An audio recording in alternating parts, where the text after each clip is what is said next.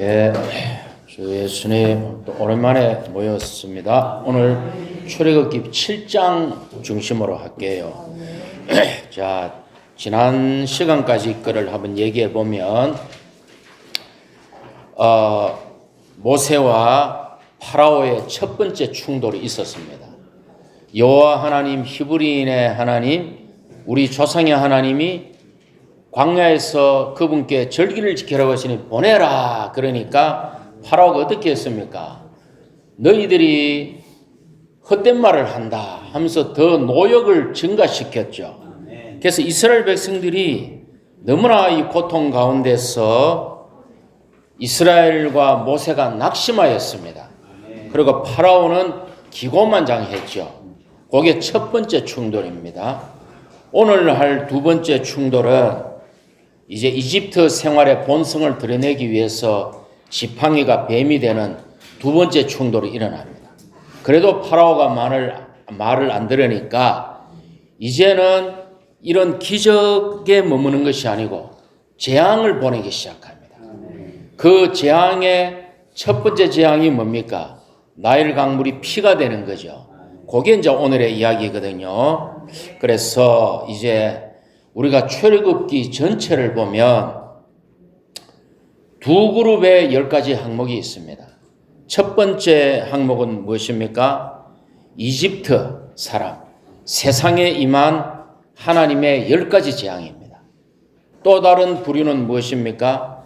하나님의 백성에게 주어진 10가지 계명, 10계명이죠.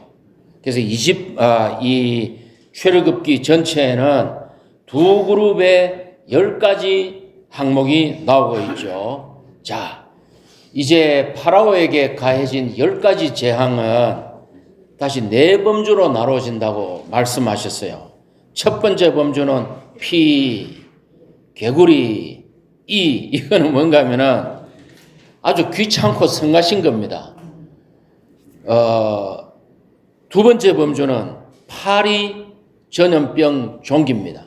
이거는 이집트 사람들과 가축에게 이제 상해를 입히기 시작해요. 세 번째 범주는 무엇입니까? 우박, 메뚜기, 어두움, 환경을 파괴합니다. 모든 곡식과 모든 채소와 나무 열매를 다 망가뜨리고 먹어치우죠. 그리고 낮과 밤이 오는데 막 이집트 전역에 밤이 이렇게 되는 것이죠. 하나님의 환경을 파괴합니다. 마지막 한 가지 재앙이 처음 난 것들을 죽이는 것입니다.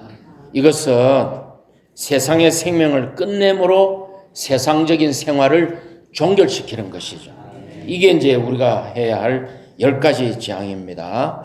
자, 하나님은 10가지 재앙을 수단으로 하여서 그분의 백성을 이집트에서 탈출시켰습니다. 그죠? 맞습니까?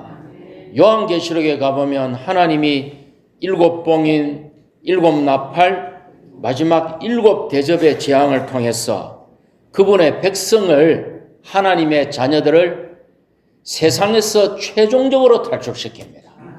그래서 요런 이제 앞에 도입하는 이야기를 하고 이제 7장 1절 2절을 함께 볼게요. 여호와께서 모세에게 말씀하셨다.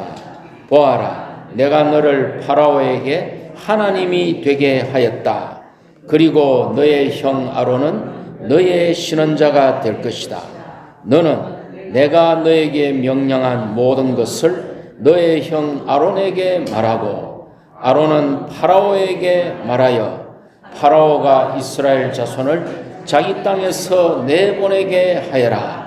자, 여기 순서를 한번 보세요. 순서를. 먼저 하나님이 말씀하십니다. 누구에게 말씀하십니까? 모세에게. 자, 모세는 누구에게 말합니까? 파라오에게. 모세는 아론에게. 그거 한번 보십시오. 거기 아론에게.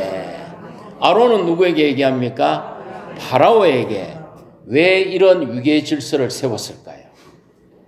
여기 아주 성경은 섬세한 이런 의미가 있어요. 첫째, 인간적인 측면에서 얘기하자면 모세가 실제로 광야에서 양을 치면서 말이 어두워졌을 거예요. 그죠? 이 해외의 그 교포들 보면은 한국말 잘 못하잖아요. 실제로 모세는 말이 어두워졌을 것입니다. 둘째로 모세는 파라오가 두려웠을 것입니다. 원래 파라오를 피해서 도망갔잖아요. 근데 이 파라오가 바뀌었지만 그 안에 두려움이 있었을 것이에요. 그래서 하나님이 어떻게 합니까? 이런 위계 질서를 세워가지고 파라오에게 모세를 하나님같이 만들어버린 거예요. 그러니까 초기에 파라오를 대할 때 하나님이 모세에게, 모세가 아론에게, 아론이 파라오에게 말하는 것입니다. 그래서 파라오가 볼 때 모세는 이게 하나님이에요. 파라오는 하나님을 잘 몰라. 여기 보니까 내가 너를 파라오에게 하나님이 되게 하였다 이러잖아요. 자, 요한계시록 1장을 봅시다. 요한계시록 1장에 예수 그리스도의 계시라. 누가 누구에게 처음 주었습니까? 이 계시를 하나님이 예수 그리스도에게 주었습니다. 예수 그리스도가 누구에게 줬습니까? 하나님의 천사에게. 하나님의 천사에게 줬어요. 천사는 앙겔로스 해가지고 전달자라는 의미가 줬어요. 그 다음에 이 전달자가 요한에게 주었어요. 요한이 아시아에 있는 7교회의 전달자들에게 줬어요. 7 전달자들이 자기 교회에 가서 이것을 읽음으로 선포하였습니다. 여기 순서가 있죠. 출애굽기의 순서와 요한계시록의 순서가 동일합니다. 그죠? 그래서 우리가 오늘날 이 사역의 인도는 한 인도에서 온다 할 때 사람들이 안 믿어요. 너희들은 워치마니 위트니스리만 얘기하고 그 잘못됐다 이랍니다. 그 어두운 소리입니다. 성경은요 반드시 한 노선으로 흐르게 되어 있습니다. 새 예루살렘의 길이 많습니까? 적습니까? 예, 단수입니다. 단수. 근데 새 예루살렘의 길은 엄청 많을 거 아닙니까? 포항만 해도 주도로가 있고 간선도로가 있고 골목길이 있고 도로가 얼마나 많습니까? 새 예루살렘에 수많은 도로가 있지만 뭐 이것만 있을 것 같아요. 뭐 이렇게 간선도로가 있을 거 아니에요. 그런데 단수의 유일한 한 길입니다. 한 보좌, 한 인도, 한 길, 한 흐름, 한 생명나무죠. 수많은 생명나무가 있죠. 그런데 단수입니다. 계시록에. 단수예요. 그게 한 생명나무가 생명나무신 그리스도가 이렇게 덩굴처럼 뻗어나가는 거예요. 이런 부분들이 헷갈리면 안 됩니다. 우리는 워치만니 위트니스리를 통해서 주님이 주신 사도들의 가르침을 말하는 것을 영광스럽게 여기고 자랑스럽게 여기는 것입니다. 맞죠? 아멘. 자, 그래서 두 번째 3, 4절을 봅시다. 3, 4절. 뭐 읽을 필요는 없고 3, 4절에 한번 읽어봐야 되겠네요. 제가 읽을게요. 제가 3, 4절을 히브리어 원어에 근거해서 제가 읽을 테니까 유심히 그 본문을 보십시오. 항상 교과서 위주로 공부하는 학생이 서울대학 가게 되어 있습니다. 제가 3, 4절 읽을 때에 하나님이 자기를 지칭하는 나라는 1인칭 대명사가 몇 번 나오는지 함께 체크해 봅시다. 원어에 근거해서 제가 읽어볼 테니까. 자, 3절에 내가 한 번 나왔죠. 파라오의 마음을 굳어지게 하고 내가 두 번 나왔죠. 이집트 땅에서 나의 표적과 3번 나왔죠. 나의 기이한 일들을 4번 나왔습니다. 그죠? 많이 일으키겠다. 그래도 파라오는 너희의 말을 듣지 않을 것인즉 내가 5번 이집트에 내 손을 대어 6번 내가 그들에게 큰 심판을 내리고 7번 내 군대이자 8번 내 백성인 9번 이스라엘 자손을 내가 이집트 땅에서 이끌어내겠다. 10번. 내가가 몇 번 나왔습니까? 예, 히브리어 원어에는 10번 나온다고 합니다. 그런데 한글 성경에는 6번, 영어 회복력에는 7번 나와요. 그럼 이게 무엇을 의미하느냐? 왜 3, 4절에 내가가 10번이 나왔느냐? 무슨 의미일 것 같아요? 이 출애굽의 주역이 누구라는 겁니까? 그렇죠. 하나님이라는 것입니다. 오늘 이성자 하면 100점. 점심때 밥 많이 드십시오. 출애굽의 주역이 모세도 아니고 아론도 아니고 하나님이라는 것입니다.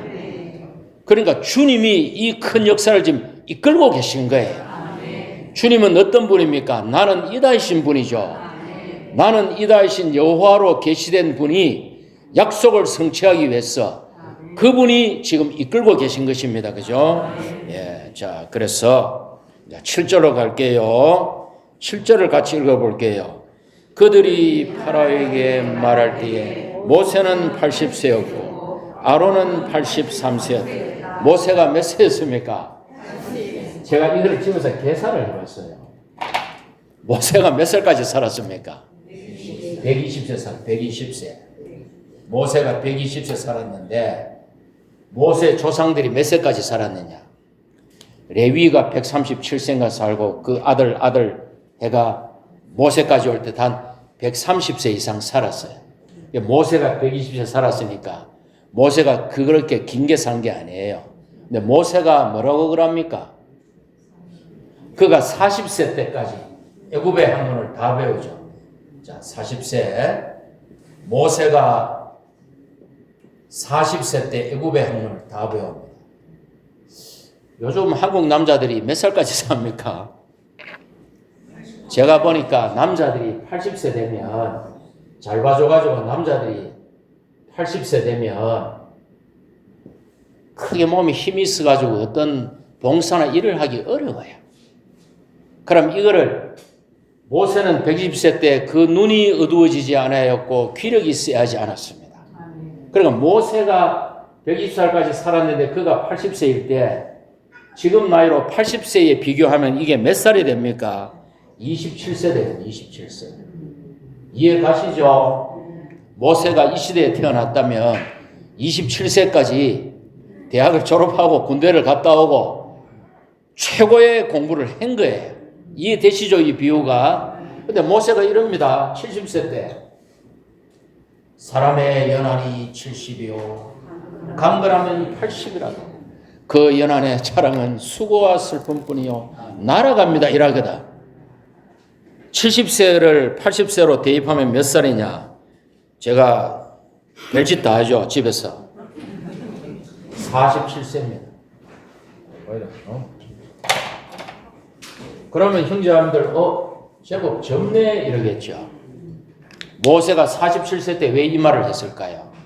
그때 사람들이 130세까지 120세까지 살았지만 그때는 약이 없어가지고 낙타가 죽는 아이도 있고 어릴 때 죽는 아이도 있고 20살에 죽는 아이도 있어서 그래 모세는 우리나라도 왜 옛날에 수명 짧았잖아요. 뭐 50세 죽으면 장수했다 하던 시절일 거 아니에요. 그러니까 모세가 47세가 됐을 때 사람의 요즘 말로 치면은 우리나라 조선시대 때 47세면은 옛날에 우리 할아버지가 하면은 동네 똥개도 지 죽은 듯이 조용히 했대요. 그런 시절이 있었잖아요. 우리 할아버지가 이익 하면서 이 상을 이렇게 막 흔들면 엎으려고 이러면 우리 아버지가 아이고 아버지 하면서 막 자식들이 그러던 시대가 있었어요. 모세가 참 70세가 되니까 너무 많은 사람이 죽고 인생이 너무 허망하고 사람이 이때까지 살지 안 살지도 모르겠는 거야. 그래서 사람의 연한이 70이요 강건하면 80이요. 모세가 80세가 되니까 지금 현 시대로 나이로 하면은 여기 시간 보내면 안 되는데 지금 53세입니다. 예, 뭐 80세를 기준으로 현 시대로 나누시면 이 정도예요. 그럼 지금은 우리가 젊게 살지만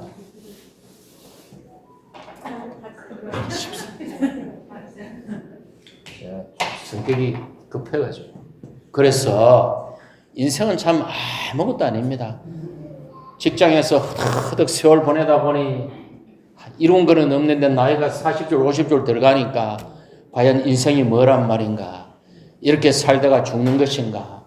아이들은 고등학교 가고 대학교 가니 아빠랑 말도 안 섞으려고 그러고 나는 돈 버는 기계인가. 집에 오니 아내는 인간 대접도 안 해주네. 자, 이 사람이 이렇게 되는 거예요, 이게. 이렇게 되는 거예요. 어쨌든 인생은 허망합니다. 그죠? 그래서 모세가 왜 이 말을 했습니까? 모세가 80세, 40세 때 최고 학부를 나왔어요. 애굽의 궁정에서 최고의 스승들에게 최고의 학문을 따가 최고 학부를 나왔어. 근데 서울대학을 나오고 미국에서 박사학위를 받았으면 좋은 데 취직을 해야 되는 모세가 어디에 취직했습니까? 장인의 양떼를 치면서 형편없는 직장을 간 거야. 장인의 양떼를 치면서 최고 학부를 나온 사람이 일국의 장관이 되고 왕이 될 사람이 형편없는 직장에 가가지고 우방 하이츠에서 경비 서고 있는 거야. 그 인생이 얼마나 허망하겠어요. 그 심정을 우리가 이해가 되죠. 그래서 제가 여기서 드리고 오자는 결론은 나이를 핑계 삼지 말라. 젖대고 전시관 나온 사람도 있다. 누굽니까? 젖대고 사무엘은 젖대고 전시관 봉사 얘기했습니다. 우리 이서원이 오늘 왔죠. 이서원이는 젖대면 전시관 봉사 시작할 수 있어요. 모세는 몇 살에 전시관 봉사 시작했습니까? 80세에 시작했습니다. 그러니까 나이를 탓해서는 안 됩니다. 오늘은 진부한 말 하여 내가 앞으로 살아갈 날에 가장 젊은 날이다. 맞습니까? 오늘은 나의 앞으로 남은 삶의 가장 젊은 날이다. 그러니까 내가 나이가 몇인데 하지 마시고 가장 젊은이답게 이렇게 행동하시기 바랍니다. 자, 그래서 이제 두 번째 충돌로 들어갑니다. 18절에 들어가니까 이제 다시 파라오를 만났어요. 이제 뭐라 그럽니까? 아론의 지팡이를 던지니까 8절에서 파라오 앞에서 이 지팡이가 뱀이 되었어요. 그러니까 파라오도 뭡니까? 11절에 애굽의 마술사들을 불러가서 해보니까 그들도 뱀을 만드는 거야. 그러니까 파라오 마음에 뭐예요? 너희가 한번 해봐라. 너희가 뭐 하나님이 보냈다 그러는데 나는 여호와가 누군지 모르겠다. 뭐 너희들이 뭐 큰 능력이 있으면 보여봐. 이렇게 됐겠죠. 아론이 지팡이를 던지니까 뱀이 됐어요. 애굽의 술사들도 이거를 하거든. 그러니까 이 파라오의 마음이 거기에 대해서 영향을 안 받는 거예요. 그런데 보십시오. 12절에 보십시오. 같이 읽어볼까요? 그들이 각자 자기 지팡이를 던지자 그것들이 뱀이 되었다. 그러나 아론의 지팡이가 그들의 지팡이를 삼켜버렸다. 오늘날 이 세상에도 많은 이집트의 술사들이 있습니다. 소위 인류의 구루 해가지고 영적 지도자들, 스승들, 현자들, 박사들, 각 분야의 전문가들이 인생은 이렇고 저렇고 얘기합니다. 그런데 어떻습니까? 그들이 하는 말이 복음과 비슷해요. 그래서 사람들이 헷갈립니다. 와, 니체가 한 말이나 성경의 말씀이나 석가모니의 말이나 예수님의 말씀이나 노자 공자의 말이나 그게 그거 아니야? 그게 그겁니까? 다 에집트의 술사들이 만드는 뱀이죠. 복음이 이러한 이론들을 다 삼켜버리는 것입니다. 왜? 이들은 인생이 이렇다는 걸 얘기할 수 있지만 인생의 문제를 해결할 수가 없어요. 그러나 복음은 이런 것들을 해결할 수가 있다는 것입니다. 그죠? 자, 그래서 아멘. 12절에 보십시오. 마지막에 두 단어를 함께 선포합시다. 삼켜버렸다죠. 12절 마지막에 두 단어가 뭡니까? 삼켜버렸다. 자, 이 단어가 어디에 나오는가 하면은 이집트의 군대를 홍해가 삼켜버렸다. 같은 단어입니다. 또 땅이 입을 벌려 고라와 다단과 아비람을 삼켜버렸다. 같은 단어입니다. 이게 뭡니까?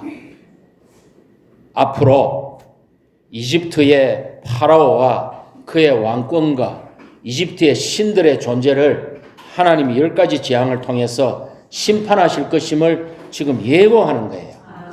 아론의 지팡이가 그들의 뱀을 삼켜버렸다 하는 것이 이걸 예고해서 보여주는 것입니다. 이해가 되시죠? 예. 자, 그럼 이제 다시 15절로 넘어갑니다. 이제 파라오가 말을 안 듣거든. 자, 처음에 말로 하니까 말을 안 들어. 두 번째 충돌로 지팡이로 뱀을 만들어도 말을 안 들어. 이제부터 하나님이 수위를 높입니다.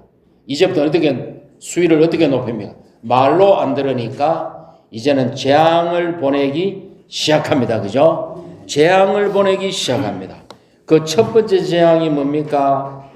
나일강의 물을 피로 바꾸는 것입니다. 나일강의 물을 피로 바꾸는 것입니다. 거기 15절에 보니까 아침에 파라오가 물가로 나오죠.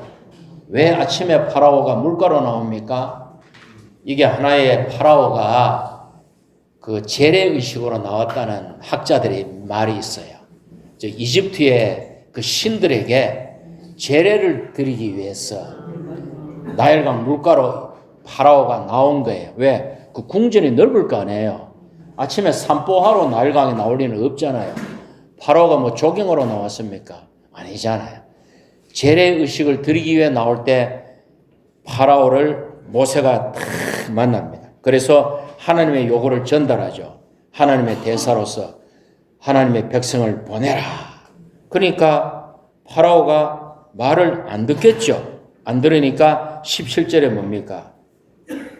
모세가 지팡이로 강물을 쳐서 강물이 피로 바뀌고 18절에 보니까 어떻게 됩니까?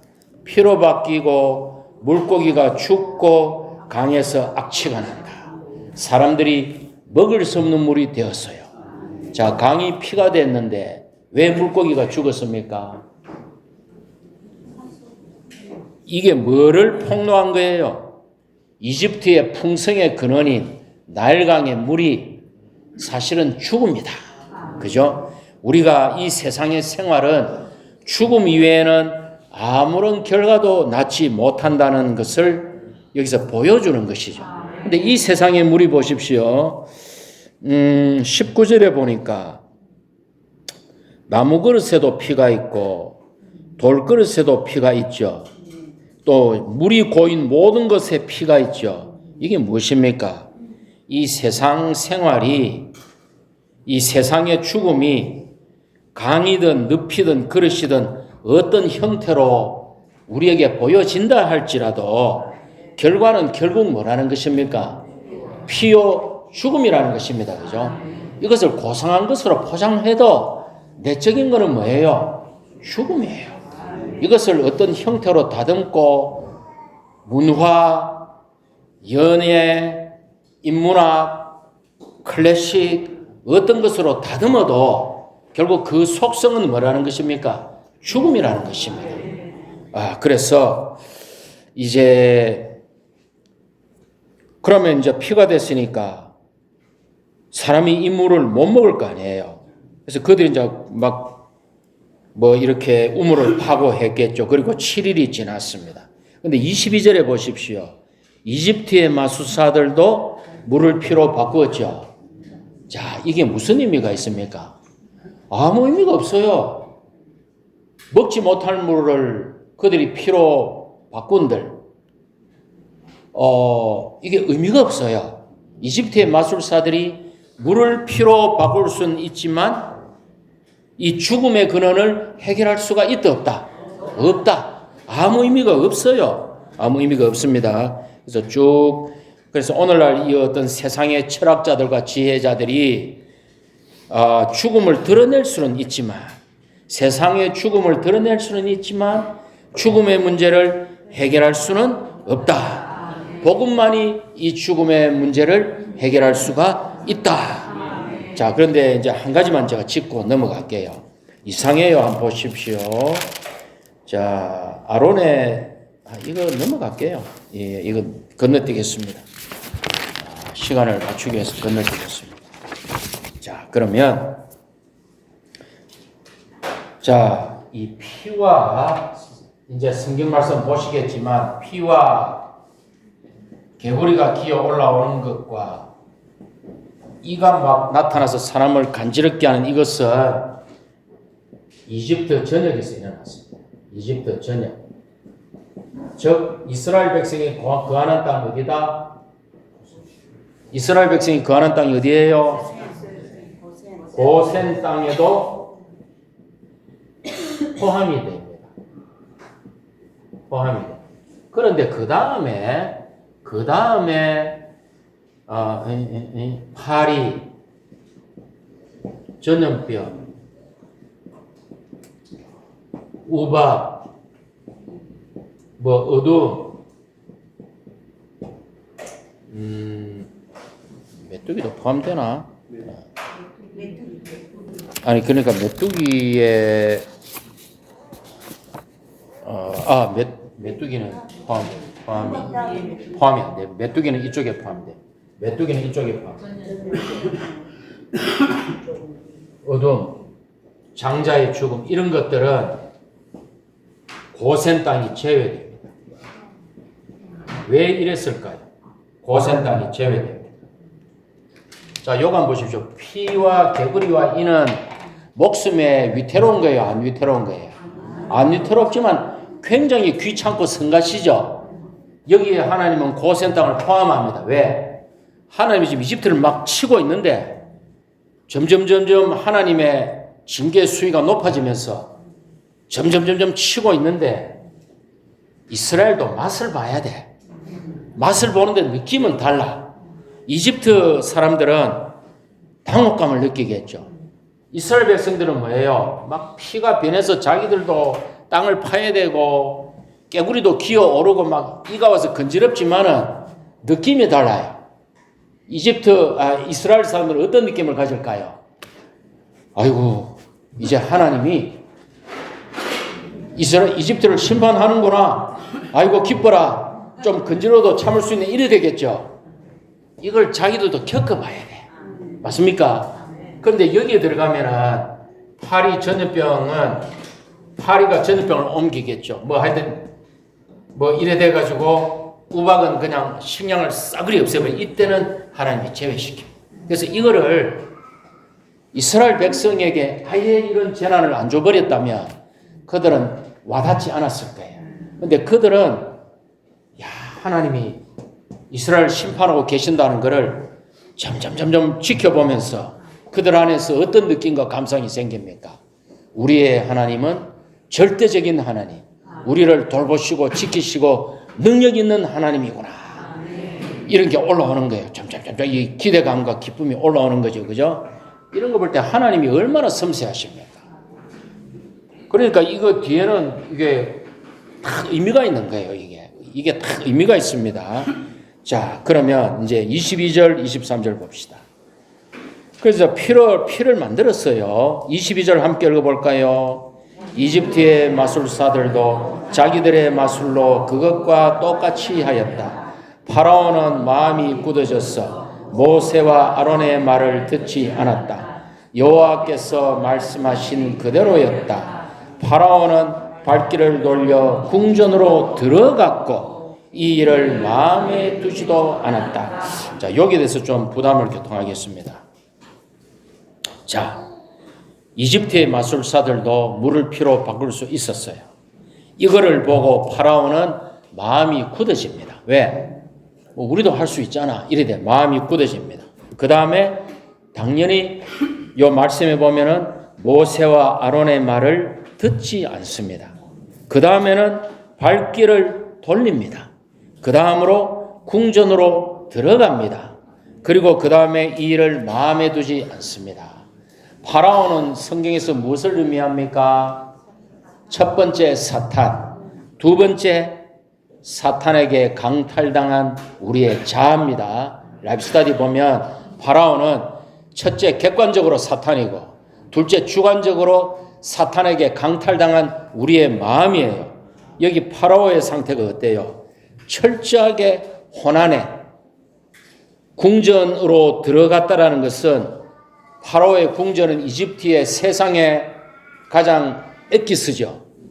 파라오는 혼안에 생각 안에 세상 안에 있는 자입니다. 그의 자아가. 자, 그런데 한번 보십시오. 시편에 아삽이라는 그 시편 기자가 이런 말을 합니다. 나는 주님을 섬기면서 나는 헛되이 마음을 순수하게 하였다. 나는 주님을 너무 사랑해가지고 내 마음을 순수하게 하고 아무 죄가 없는데도 내 손을 씻고 자신을 정결하게 하고 나는 주님을 너무나 사랑했건만 나는 온종일 재앙을 당하고 아침마다 징벌을 받았다. 그런데 악인들을 보니까 내가 실족해버린 거야, 이 사람이. 왜? 악인들이 보니까 너무 잘 되는 거예요. 몸에서는 윤기가 날 정도로 건강하고 남들처럼 살면서 재앙을 당하지도 않고 돈은 또 와 그리 많노. 여기 보니까 항상 편안하며 재물이 쌓여만 가는구나. 죽을 때도 고통 없이 잘 죽어. 이걸 보고 이 시편 기자가 마음이 실족해 버린 거예요. 나는 주님을 사랑한다고 섬겼건만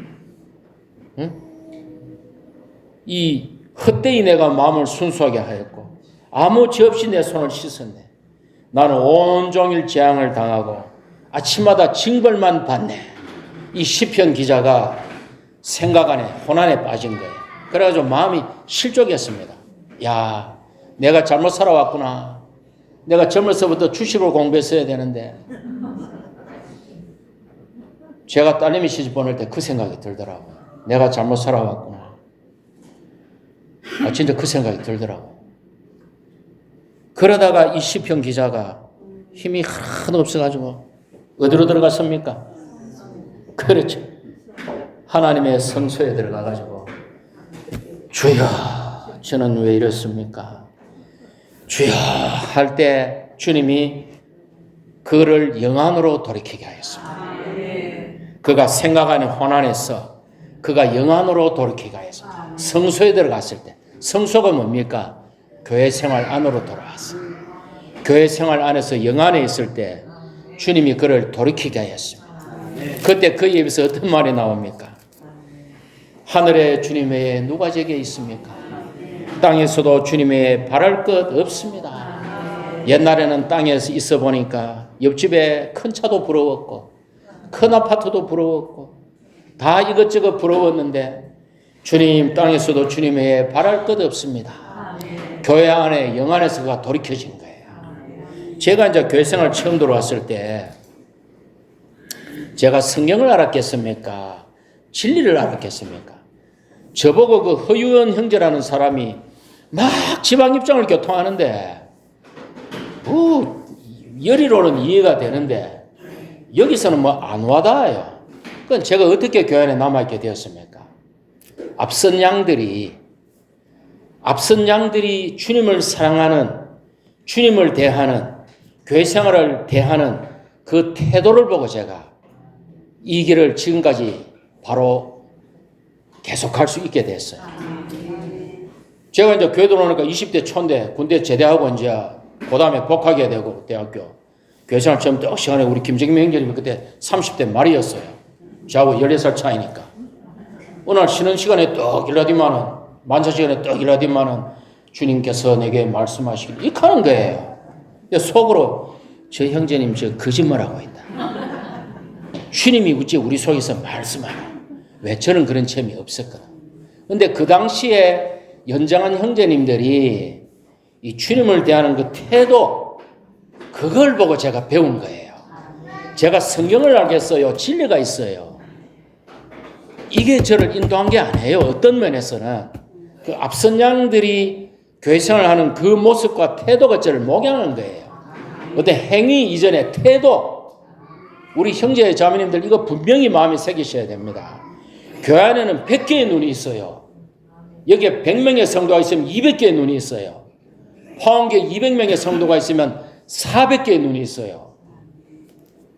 형제자매들이 타협하고 세상을 사랑하고 함부로 말할 때 그거 다 보고 배웁니다. 제가 교회생활 시작했을 때 너무나 좋은 분들이 많았어요. 어느 날 제가 교회생활 연수가 점점 지나면서 나는 저렇게 하지 말아야지. 반면교사들이 내 눈에 많아지는 거야. 반면교사들이. 나는 저렇게 하지 말아야지. 이거는 어떤 면에서 비극입니다. 정신 바짝 차리셔야 됩니다. 내가 하는 농담 한마디, 혈기 부리는 거 하나, 뭐 저를 포함한 거예요. 함부로 하는 말 한마디 다 뒤에 오는 지체들이 보고 있습니다. 그것을 보고 배우고 있습니다. 제가 노래방 가서 노래 한 곡 부르면 어떻게 됩니까? 형제들 뭐라 하겠어요? 곽영재 노래방 가서 노래 부르네. 우리도 해도 되네. 이래 안 되겠어요? 우리 무서운 것입니다. 교회 생활은요, 생명이 자라면 자랄수록 할 수 없는 게 더 많아집니다. 맞죠? 옛날에 뭐 누구는 득도를 해가지고 뭐 자기가 뭐 요속공주인가 뭐 결혼도 하고 뭐 나는 도 같았기 때문에 다 할 수 있다 했는데 아닙니다. 교회 생활은 생명이 자라면 자랄수록 다른 사람이 할 수 있는 말 나는 못해요. 할 수 없는 게 더 많아집니다. 생명이 자랄수록 더 그래 됩니다. 그래서 우리가 교회 생활 안에서 참 이 출애굽기를 대하면서 참 이 제안에 감사함이 있고 우리 안에 경고가 있고 우리가 깨어서 정말 이런 걸 할 필요가 있다는 것이죠. 이제 오늘 7장 마무리할게요. 아멘.